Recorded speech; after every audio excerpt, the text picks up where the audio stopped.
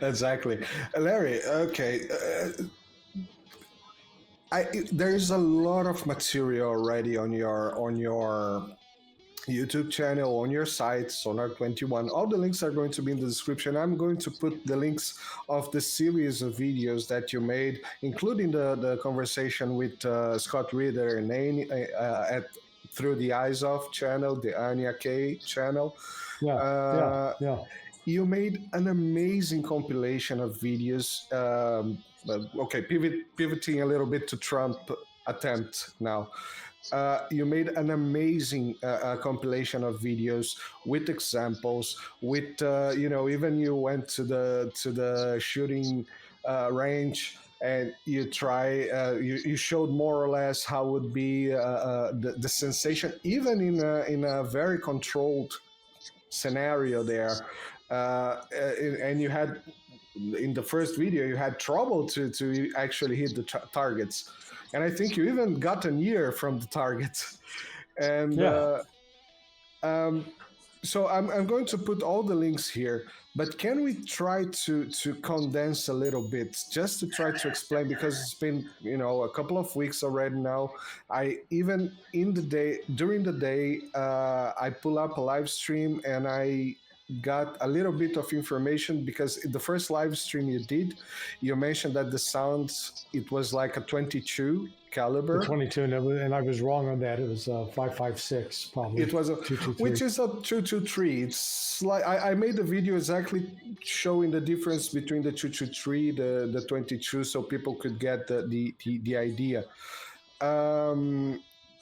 Can we try to condense what we know now about the attempt? Because the first thing that came to my mind is that the guy was not using a scope. Yeah, no, he wasn't. He was using what they call a red dot. The red dot. And I'm not a shooter, but I shoot a couple of times. And most of Brazilians don't understand how hard is it. Perhaps in the United States, you're going to have more people understanding the dynamics of shooting. But how hard is it at 150 meters without a scope, with a red dot? I tried to show a little bit of the sight that people would have with some videos that I found in YouTube. Yeah. Well, what people need to understand about that shot, if you got a trained marksman and you're using a magnified scope with that particular kind of rifle, even at 150 yards, you should be able to kill somebody. Mm-hmm. That's not an impossible shot. What makes it a difficult shot is if you're trying to fire multiple rounds in quick succession.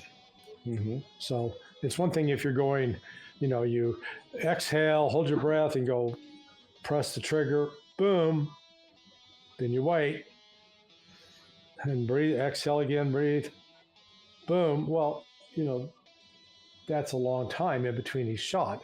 That's not what happened with Trump. With Trump, it was boom, boom, boom, boom, boom, boom, boom, boom, boom, 5 more shots. And then a 9th shot, and then 4 seconds passed, and a 10th shot. So there were a total of 10 shots fired. It's a miracle that only 4 people were hit with gunfire. 1 was killed, 3 were wounded, including Donald Trump. I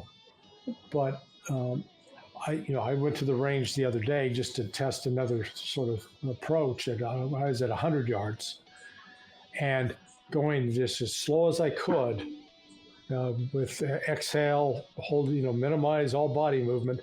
I was able to put 9 of 10 shots in a 8-inch grouping, which is pretty good.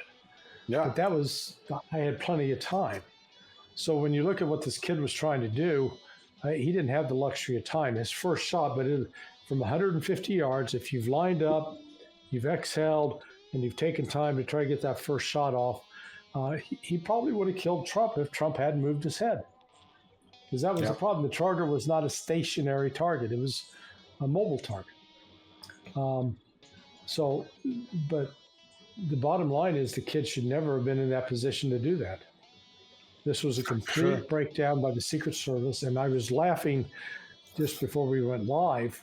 One of my Secret Service buddies, retired, just sent me a note because I'd said I've been struck by the fact that nobody's talking, none of the news media up here is talking about who was the agent in charge, who was the person that was responsible for making sure they did the proper advance work, making sure the security plan was in place, operating, making sure that they had communications, making, all these different things that have to be taken care of.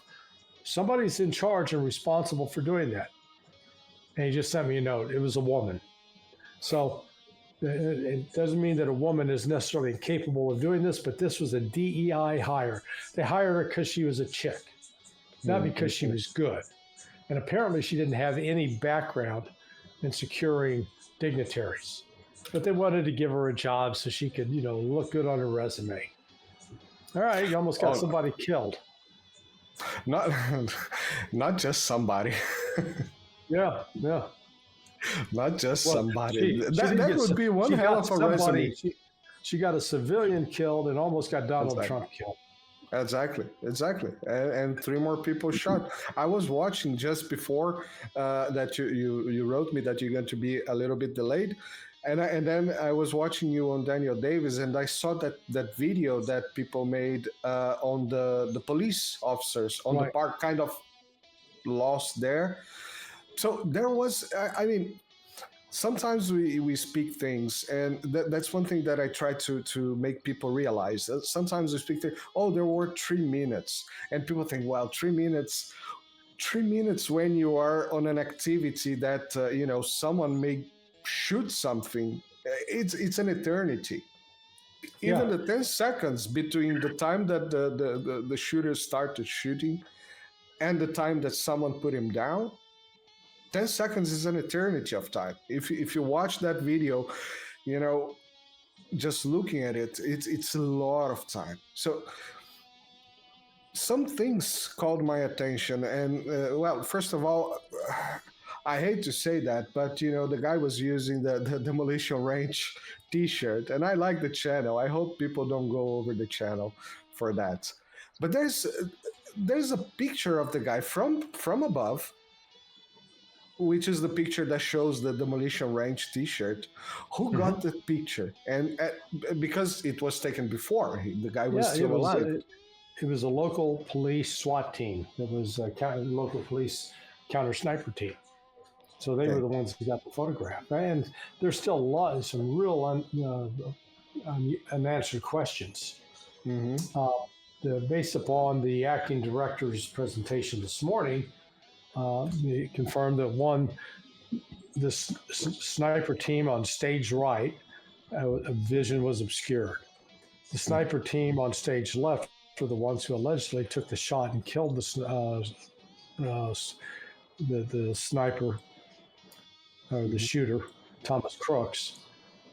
But he also showed a picture that if someone was on the roof, laying on the roof, and at that angle from where this counter sniper team was, they could only see a little bit of the head, and you wouldn't necessarily see the rifle.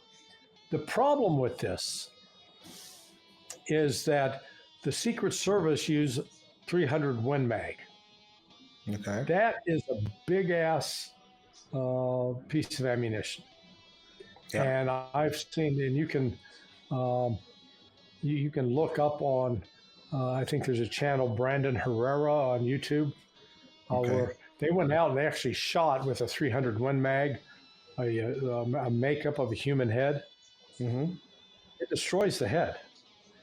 So if this kid is laying at the top of the roof and gets hit here in the forehead, I guarantee you the top of his head is gone. Well, it's not. When you look at the picture, top of the head's intact. The whole head's intact. I mean, he's got blood and everything, but it's not blown up like there was an explosive bullet going through. So you got to go, wait a second, what the hell's going on? Plus, his body is down 3 to 4 feet from the top of the roof. Yeah. So from the crest. So you got to say, again, if you got hit with a bullet and slid down, but he would have kept sliding. Why did he stop sliding? And that's So not that that like steep. yeah, but I'm just saying, it looks like he was shot with something smaller than a 300 Win Mag, and that that shot is not clear if that shot came from behind, because I'm increasingly thinking it did not come from the front. But there were no units behind him, were it? Yeah, there was. Yeah, there was. There was? Okay. Yeah, one of the local SWAT teams. This is the other thing Rose showed in his presentation. There was a local SWAT team, counter sniper team, that was in a building to the right of Crooks, behind and up, and so they actually had sight of the roof, which then raises the question: what the hell? Why didn't they see him? Why did they let him get into position and take the shot? But that is the team that is shown on that video behind Trump. No, the guy that is on his knees. That's different. That's different. The ones that you see were Trump's. Let's say Trump's standing here, and you see a team up here to his right. Then that's Secret Service counter sniper. This was out in the building behind where Crooks was. Okay. Yeah. Which goes back to what you said about them taking the picture. They took a picture of him. Okay, so they took the picture before it started.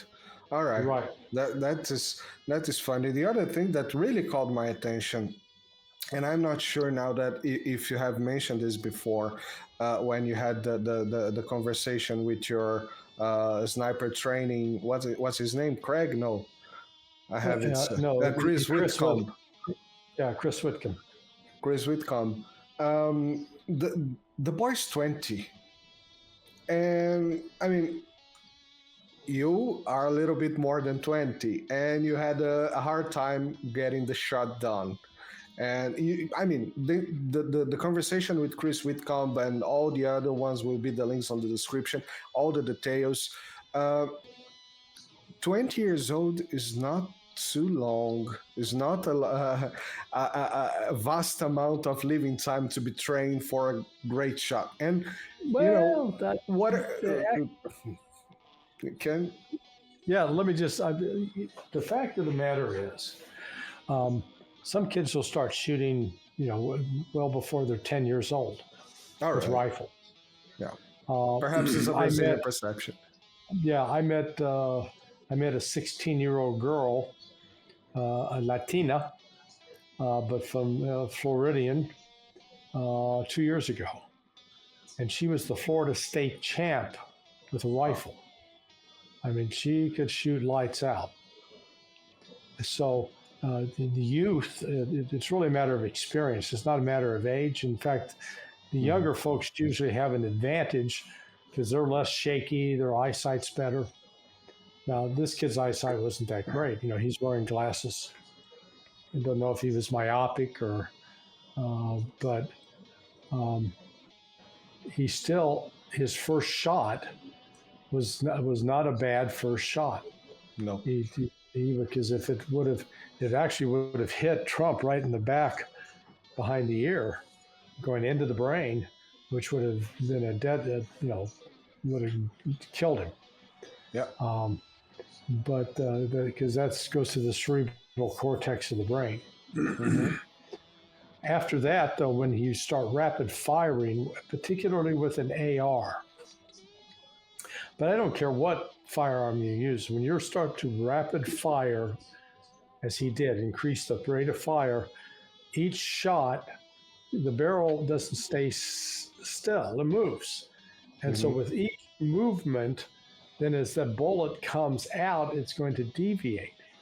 So what we know for sure is it looks like at least 8 shots were fired in the direction of Donald Trump.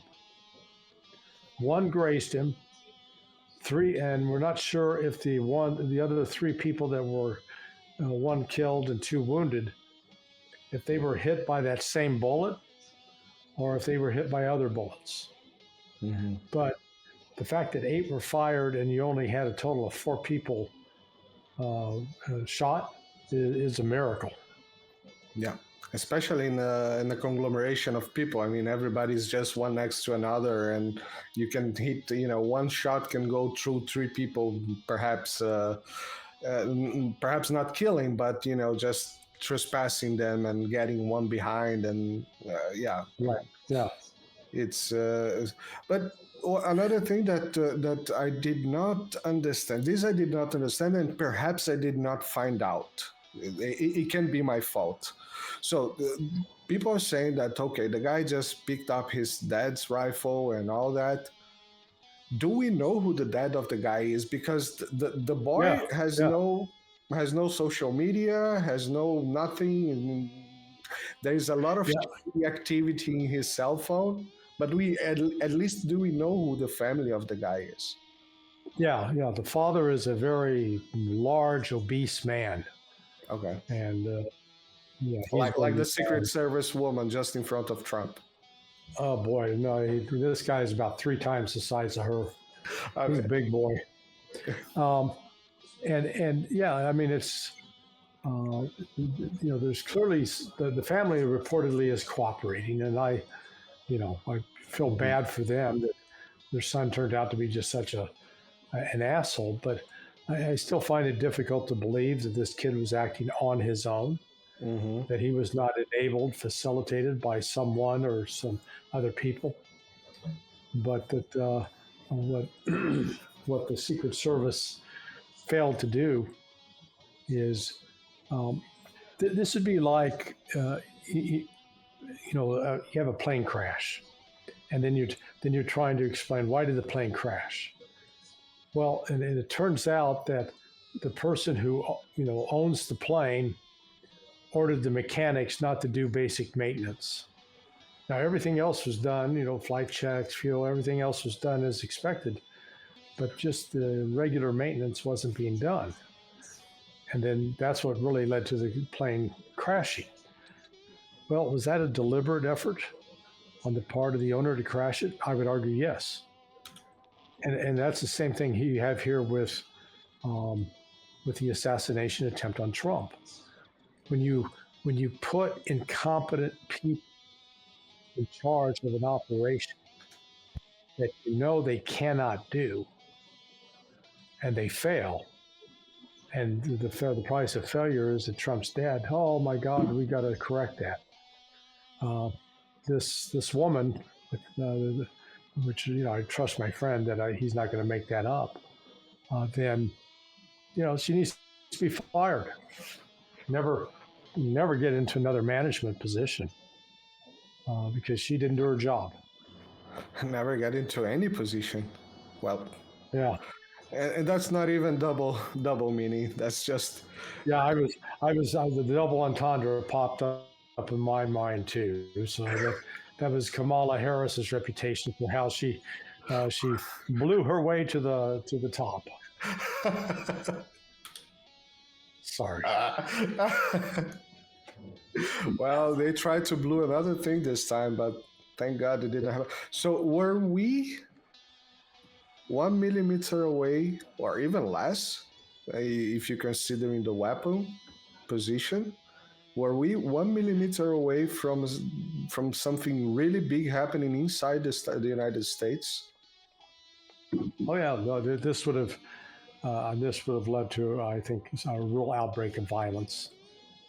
I've been fascinated by the Democrats are scared because they have all come together and are backing the Republican. I mean, they're not trying to defend the Secret Service. They're all piled up, beaten up on the Secret Service. In fact, I suggested that the director Cheadle, who was fired or who resigned, that she should be nominated for the Nobel Peace Prize because she brought the Republicans and Democrats together. They've been fighting and not able to agree on anything. And in the House, she got them all together. They did everything but join arms and sing Kumbaya.